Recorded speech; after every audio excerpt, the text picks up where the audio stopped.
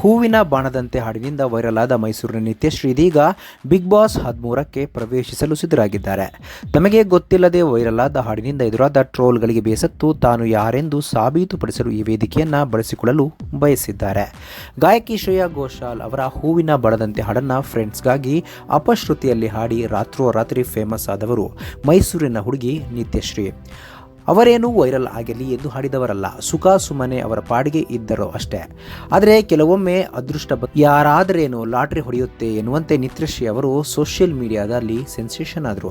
ಹಲವರು ತಮ್ಮ ಕಾರ್ಯಕ್ರಮಗಳಿಗೆ ಈಕೆಯನ್ನು ಆಹ್ವಾನಿಸಿದರು. ಈಕೆಯನ್ನು ರಾತ್ರೋರಾತ್ರಿ ಸೆಲೆಬ್ರಿಟಿಯನ್ನಾಗಿ ಮಾಡಿದರು ಇದೇ ನೆಟ್ಟಿಗರು ಹಾಗೂ ಜನರು.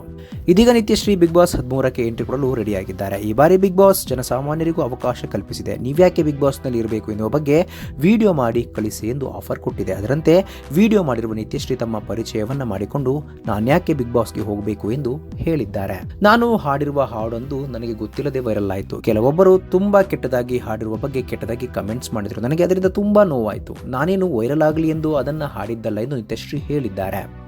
ಈಗ ನಾನೇನು ಎನ್ನುವುದನ್ನು ಸಾಬೀತು ಮಾಡಬೇಕಾಗಿದೆ. ನನಗೆ ಇಲ್ಲಿವರೆಗೂ ಯಾವುದೇ ವೇದಿಕೆ ಸಿಕ್ಕಿರಲಿಲ್ಲ. ಈಗ ಬಿಗ್ ಬಾಸ್ ಒಂದು ವೇದಿಕೆ ಕಲ್ಪಿಸಿದೆ. ಅದರಿಂದ ನಾನು ಏನು ಎಂಬುದನ್ನು ಸಾಬೀತು ಮಾಡಲು ಬಿಗ್ ಬಾಸ್ಗೆ ಹೋಗಬೇಕಿದ್ದು ಅವಕಾಶ ನೀಡುವಂತೆ ನಿತ್ಯಶ್ರೀ ಕೋರಿದ್ದಾರೆ. ಬಿಗ್ ಬಾಸ್ಗೆ ಹೋದರೆ ನನ್ನ ಲೈಫ್ ಟರ್ನಿಂಗ್ ಪಾಯಿಂಟ್ ಸಿಗುತ್ತೆ ಎಂದಿದ್ದಾರೆ ನಿತ್ಯಶ್ರೀ. ಸ್ನೇಹಿತರೆ, ನಿಮ್ಮ ಪ್ರಕಾರ ನಿತ್ಯಶ್ರೀ ಬಿಗ್ ಬಾಸ್ಗೆ ಬರಬೇಕಾ? ಇದ್ರ ಬಗ್ಗೆ ನಿಮ್ಮ ಮನಸ್ಸಿಗೆ ತಪ್ಪದೆ ಕಾಮೆಂಟ್ ಬಾಕ್ಸ್. ಸ್ನೇಹಿತರೆ, ವಿಡಿಯೋ ಇಷ್ಟ ಆಗಿದ್ರೆ ಲೈಕ್ ಮಾಡಿ, ಶೇರ್ ಮಾಡಿ, ಚಾನಲ್ನ ಸಬ್ಸ್ಕ್ರೈಬ್ ಮಾಡಿ, ಹಾಗೆ ಬೆಲ್ ಐಕನ್ನ ಕ್ಲಿಕ್ ಮಾಡಿದ್ರೆ ಹೊಸ ವಿಡಿಯೋನ ನೀವು ಮಿಸ್ ಮಾಡೋದೇ ಇಲ್ಲ.